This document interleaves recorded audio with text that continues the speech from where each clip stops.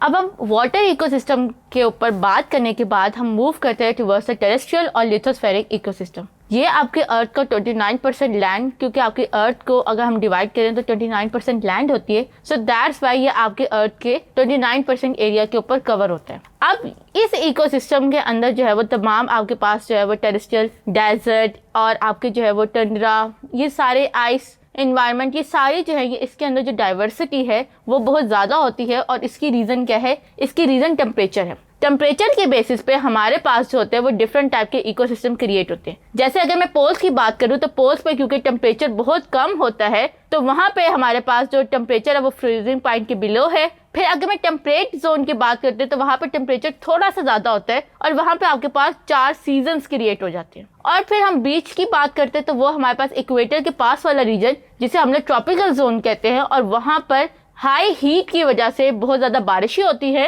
और उस एरिया के अंदर आपके पास वार्म मॉइस्ट क्लाइमेट जो होता है वो प्रेजेंट होता है।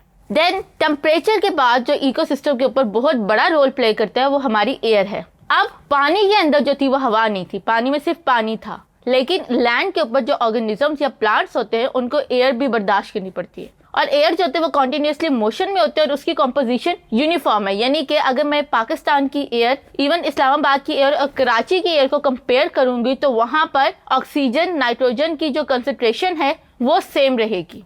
फिर अब एयर और टेम्परेचर से लड़ने के लिए हमारे ऑर्गेनिजम्स ने लैंड के ऊपर सर्टेन एडेप्टेशन डेवलप की। उनमें सबसे बड़ी एडेप्टेशन सपोर्टिंग टिश्यूज थे, क्योंकि मुसलसल हवा चलने की वजह से हम लोगों को सर्टेन प्रेशर बर्दाश्त करना पड़ता था। सो दैट्स वाई जो प्लांट्स थे उन्होंने अपने अंदर वेस्कुलर टिश्यूज को डेवलप किया जो कि उन्हें सपोर्ट प्रोवाइड करते हैं अगेंस्ट द एयर, और वो तेज हवा में भी अपनी जगह पर खड़े रहते हैं। फिर अगर मैं एनिमल्स की बात करूं तो हम लोगों ने अपने अंदर स्केलेटन डेवलप किया और हमारा ये स्केलेटन भी हमें हवा के प्रेशर के अगेंस्ट खड़ा करने और मूव करने में हेल्प करता है। देन यहाँ पे क्योंकि हवा और टेम्परेचर जो है वो बहुत ज़्यादा वेरी करता रहता है, सो दैट्स वाई ऑर्गेनिजम्स के अंदर वाटर डेफिशिएंसी के चांसेस बहुत ज़्यादा होते हैं, और अगर पानी नहीं होगा तो ऑर्गेनिज्म मर जाएंगे। सो दैट्स वाई एनिमल्स और प्लांट्स दोनों ने अपनी बॉडी के अंदर सर्टेन मैकेनिज्म डेवलप किए पानी को कंजर्व करने के लिए। फॉर एग्जाम्पल अगर मैं प्लांट्स की बात करूँ तो by the process of transpiration अपने सर्दियों के अंदर या लेस वाटर कंडीशन में अपने पत्तों को शेड कर देना,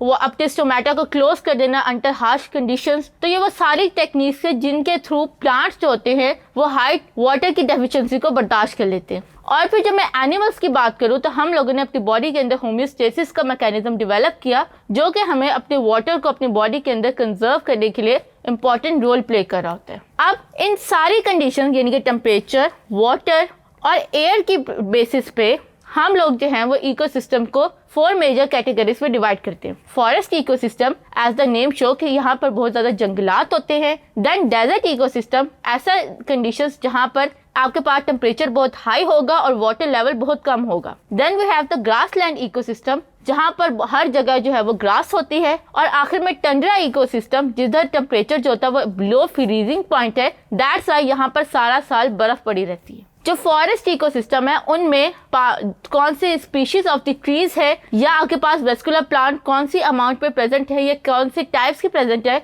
उनकी बेसिस पे हम लोग जो है वो फॉरेस्ट इकोसिस्टम को फर्दर डिवाइड कर लेते हैं। Tropical rain forest, temperate deciduous forest, coniferous alpine and boreal forest. अब ये सारे जो थे ये हमने दुनिया के डिस्कस किए। जब हम पाकिस्तान की बात करते हैं तो पाकिस्तान जो है वो उसके अंदर हमारे पास 5 मेजर इकोसिस्टम जो होते हैं वो एग्जिस्ट करें। पहले होता है हमारे पास टेम्परेट डेसिडियस फॉरेस्ट जो कि शोग्रान और नीलम वैली के अंदर है। फिर हमारे पास कॉनिफेरस अल्पाइन्स एंड बोरियल फॉरेस्ट है जो कि हमारे पास नॉर्दर्न माउंटेन्स यानी कि आपके कराकोरम माउंटेन्स, केटू, नागा पर्वत उनके ऊपर होते हैं। फिर हम बात करते हैं ग्रासलैंड इकोसिस्टम की। ये आपने अक्सर देखा होगा जब आप गिलगित देखो या आप इवन मरी के अंदर भी जाओ तो आपको लंबे लंबे पैचेस ऑफ ग्रासेस नजर आते हैं, तो वो आपका ग्रासलैंड इकोसिस्टम क्रिएट कर रहे होते हैं। देन हमारे पास जो है वो डेजर्ट इकोसिस्टम है जो कि सिंध और सदर्न पंजाब में बहुत ज्यादा है। फिर आखिर में हम बात करते हैं टंड्रा इकोसिस्टम की, यानी हमारे पास बड़े बड़े ग्लेशियर्स के जो रास्ते हैं वो हमारा टंड्रा इकोसिस्टम क्रिएट करते हैं, और ये हमारे पास